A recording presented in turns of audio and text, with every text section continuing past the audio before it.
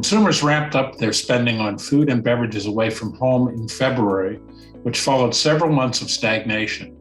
Eating and drinking places registered total sales of $73.9 billion on a seasonally adjusted basis in February, according to preliminary data from the U.S. Census Bureau. That was a solid 2.5% increase from January's seasonally adjusted volume of $72.1 billion, which represented the strongest monthly increase in 9 months. Prior to February's healthy gain, nominal eating and drinking place sales had remained essentially flat for the previous 6 months. In another sign of business conditions normalizing for the hospitality sector, nearly 9 out of 10 customers worldwide intend to spend at least as much on travel this year as they did in pre-pandemic years, according to a survey by American Express. Separate research from the AHLA shows that business travel, a key source of business for restaurants, should rebound to 80% this year. Pittsburgh City Council has been talking about banning single-use plastic bags for almost a year now and took up legislation to do so this past November. But the bill has been held for months now due to concerns by small businesses and community members, according to bill sponsor, Councilor Erica Strasburger. While not dismissing the proposal, PRLA member and former chairman Jeff Cohen raised concerns regarding timing, supply chain issues, replacement materials for food delivery, and the impact on consumers who would have to shoulder the costs. Pittsburgh also continues to work through their outdoor dining ordinance, in which PRLA has been heavily involved. We appreciate the great concern city officials in Pittsburgh are showing for creating common sense regulations.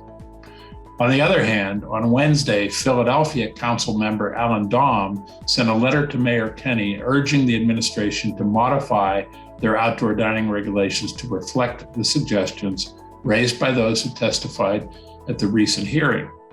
PRLA co-signed the letter with additional support from various chambers and business groups.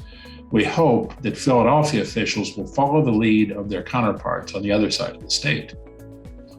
Congratulations to Michael O'Halloran, executive chef at PRLA member Stella in New Hope, on beating Bobby Flay on the popular Food Network competition show Beat Bobby Flay.